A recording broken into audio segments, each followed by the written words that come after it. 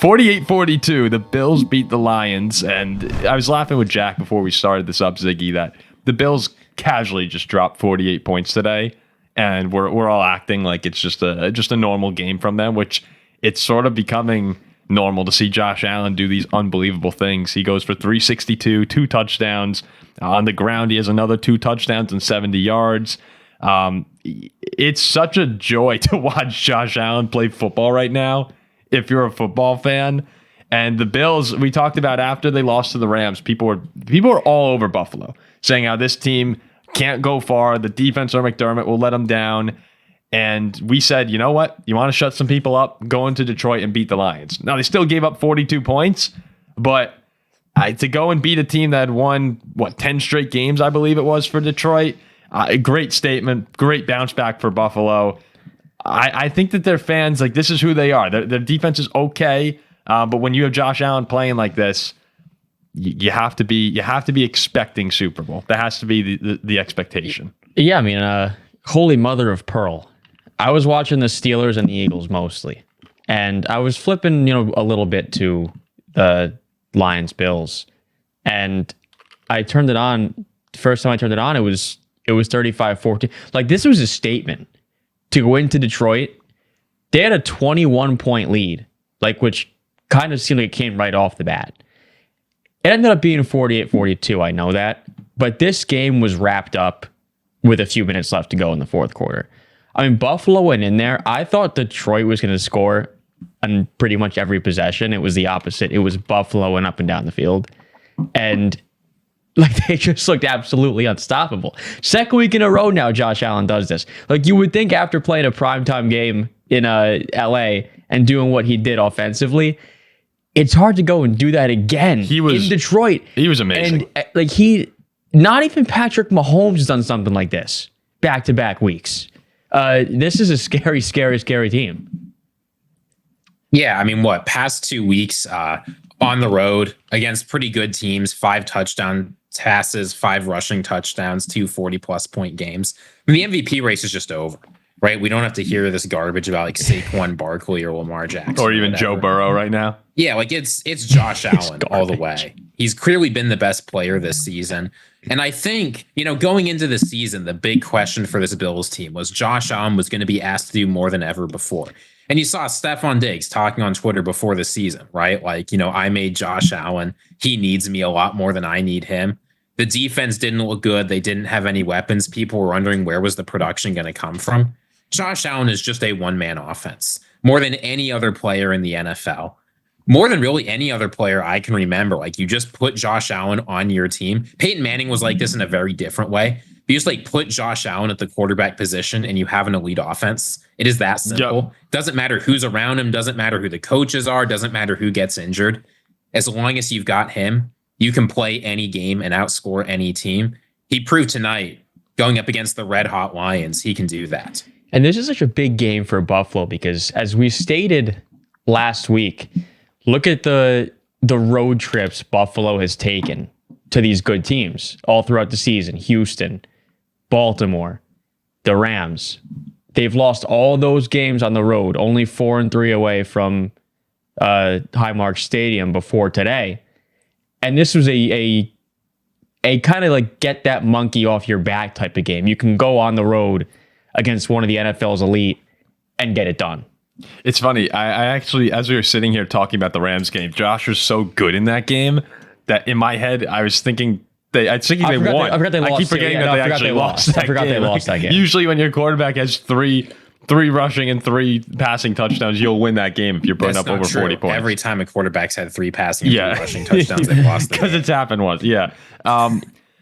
It's crazy. It really is. But I think he's the best player in football right now. And as someone who's always leaned Patrick Mahomes for everything, hopefully Mahomes gets healthy because it changes everything depending on the severity of his injury. But right now, Josh Allen is the best player in football, and you could tell the command that he has, the control.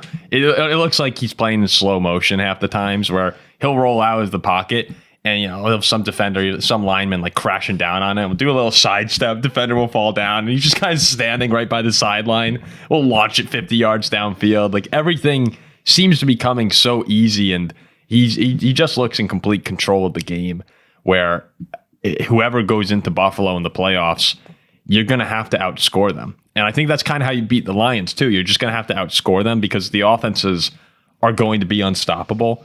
And man, it's going to come down to Buffalo whether or not. I do expect them to play the Chiefs again.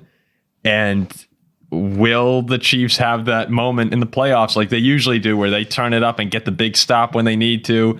It's just a waiting game now, it feels like, for another classic game. Hey. Yeah, I could see that divisional round now, Buffalo and Pittsburgh, like 61-9. The spread's like 52 and a half, and Buffalo covers it. It feels weird to talk about this in a game where the Bills defense gave up 42 points, but I think one thing that's going to go missed is that a lot of key players on the Bills defense had their best game of the season this week. Particularly, I'm thinking of Ed Oliver and Groot, Greg Rousseau on the defensive line. Like, in order to compete in the AFC, as you talked about Patrick Mahomes and the rest of the offenses you need to play, you need your defensive line to be able to step up. Obviously, things weren't perfect. They gave up 42 points to the Lions. But I think if you're a Bills fan, you should be pleased that some of the biggest disappointing players you've had this year. I mean, everybody's been on Ed Oliver all year. Everybody's been waiting for Greg Rousseau to break out ever since he's been drafted. Having a really good game and making critical plays in a huge moment. I mean, this wasn't a game the Bills really needed to win, right? Like, they're not getting the 1 seed. The Chiefs are 13-1. I think it's very unlikely they get it, even with the schedule difference. Like, they could have said, look, we've clinched the division. We're probably not beating the Bills, and just not played their best football. To have those guys hear all that noise, come out and play really, really well. No one's going to be talking about this because the Lions put up 42 and that's all you're going to see. But a lot of Bills players on defense had their best game of the year today. Also, I mean, you look at the final score and it'll say 48-42, but Buffalo, at least to me, was like, this was their game the entire way. I mean, they were up. You're right, Jack. It was 21-7. It was 35-14. It was 38-28. I never really felt like Detroit was going to win this game.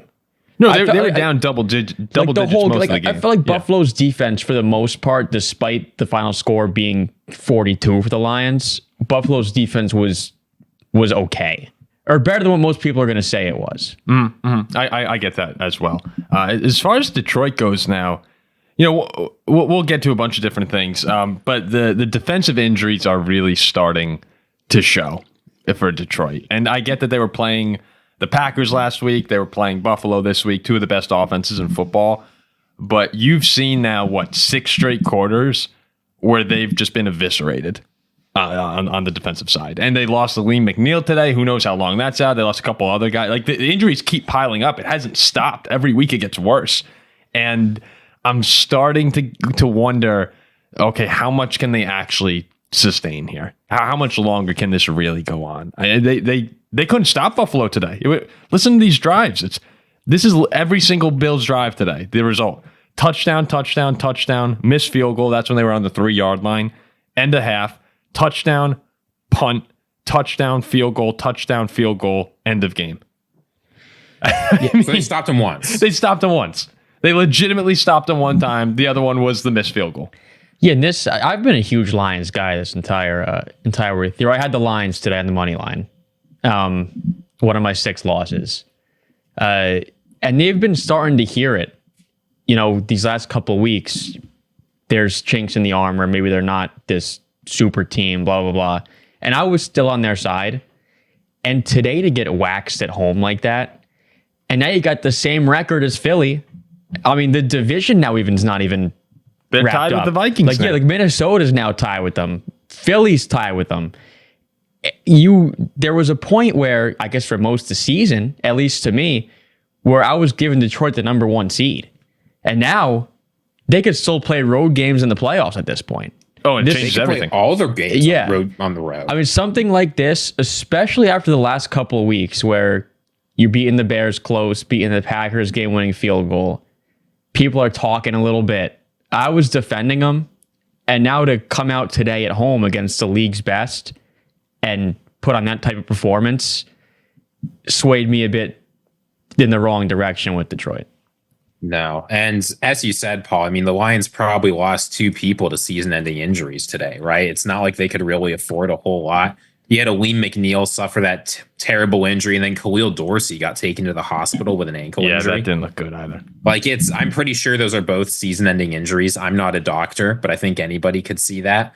Like at this point, it feels like the Lions defense, it's not clear a single starter from the beginning of the year is going to be available for them. I've never seen anything like this. It feels like Brian Branch has to will them to every single stop on. Like he has to do something unbelievable for their defense to have a chance right now. And it's unfortunate too, because if those guys are healthy, I don't know how anyone's beating them. I really can't see anyone beating them if they had a healthy defense.